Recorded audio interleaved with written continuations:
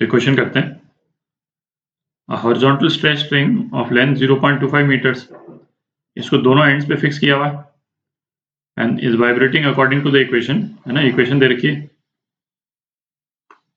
तो स्ट्रिंग की लेंथ जो है L 0.25 मीटर मतलब 25 सेंटीमीटर है, ठीक।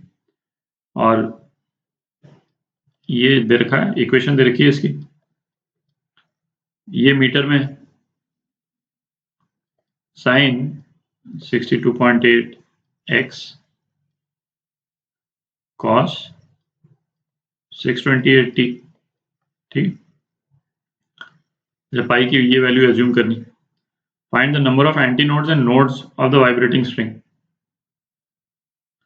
तो इसमें अपन ये पता कर लें कि ये इक्वेशन, जिस इक्वेशन से ये स्ट्रिंग वाइब्रेट कर रही है, ये कौन सा हार्मोनिक है, तो हम पता कर लेंगे कि नंबर ऑफ नोड्स और एंटी नोड्स कितने।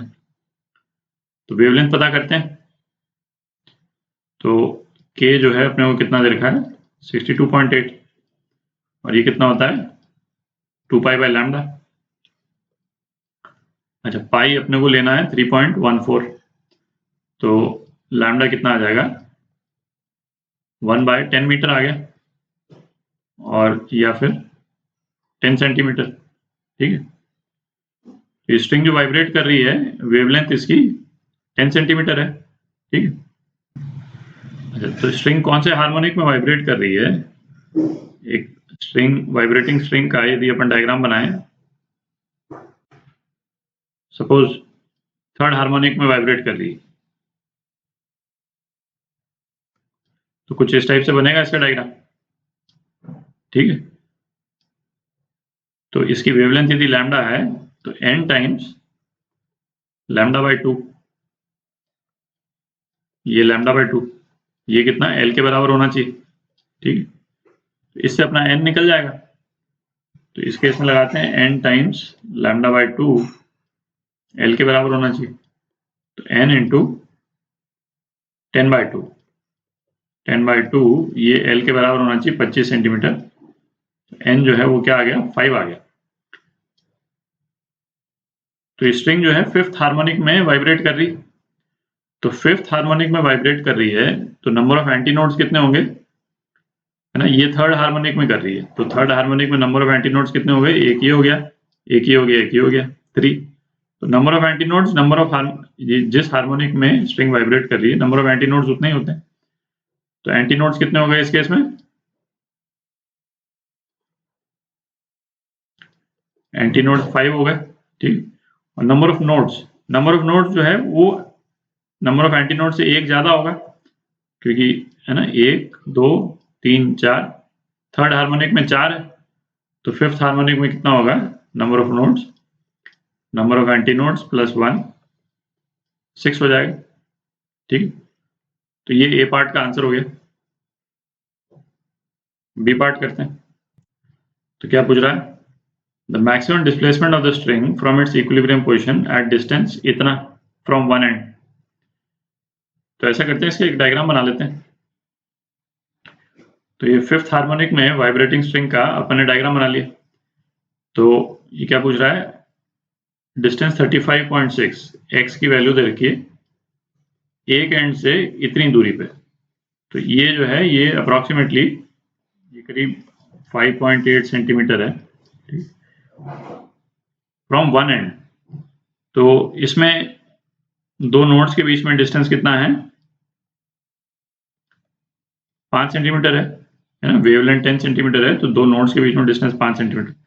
तो ये जो पोजीशन जो दे रखी है, ये यहाँ पे कहीं पे पोजीशन दे रखी है, ठीक है। 35.6 सेंटीमीटर, यहाँ पे जो पार्टिकल है उसके वाइब्रेशन का मैक्सिमम डिस्प्लेसमेंट निकालना है। स्टैंडिंग वेव में तो अपन ने देखा कि मैक्सिमम डिस्प्लेसमेंट जो है वो पोजीशन पे वेरी करता रहता है, ठीक है। जो पोजीशन होगी वहां पे मैक्सिमम डिस्प्लेसमेंट जो है वो अलग अलग रहता है। हर पार्टिकल ये कंप्लीट मैक्सिमम डिस्प्लेसमेंट पे नहीं जाता, ये तो अपने को मालूम। तो डिस्प्लेसमेंट के लिए अपने को जो वैल्यू निकालनी है मैक्सिमम डिस्प्लेसमेंट के लिए, वो इसी का वैल्यू निकालना है केवल, ठीक है। किसी एक पर्टिकुलर पोजीशन x पे, और फिर जो cos ओमेगा t वाला टर्म है वो इसको वाइब्रेट कराती रहेगी। ठीक है, तो डिस्प्लेसमेंट के लिए अपने को क्या पता करना है, इसको सेंटीमीटर में लिख लेते हैं। ये 1 सेंटीमीटर हो गया, 1 साइन 62.8 इंटू एक्स। अच्छा, x अपने को दे रखा है, तो ऐसा करते हैं इस वाले टर्म की वैल्यू निकालते हैं पहले। 62.8 x, इसको 2 पाई बाई लैम्डा के टर्म्स में लिख लेते हैं।